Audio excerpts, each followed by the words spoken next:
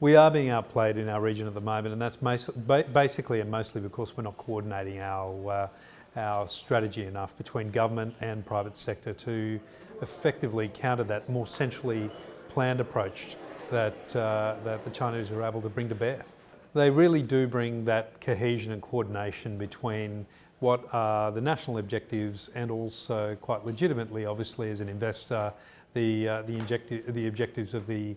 company that's making the investment. And that's primarily because large licks of money don't get out of China without an approval, and through that approval process, the broader national objectives can be taken into account.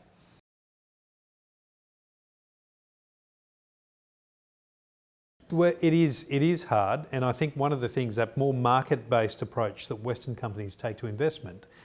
is at somewhat of a disadvantage in a way against the more strategically oriented approach that the Chinese are able to take for the reasons we've just said. So, you know, you're able to include in the valuations, you're able to pay for an asset as a Chinese investor premier or control premier in a particular way that are difficult to include in the calculations and the financial models that Western investment banks normally build for their clients in those investments.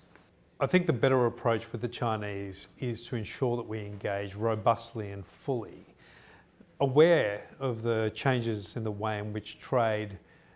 is being done in the region and investments are being made, and aware obviously of the very different approach, quite legitimately, that the Chinese make. And I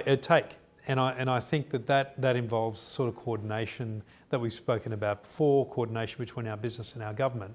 but also being a little more nimble, if you like, and bringing to the table and making it clear what we bring to the table in terms of advantages with our companies and the way that we invest.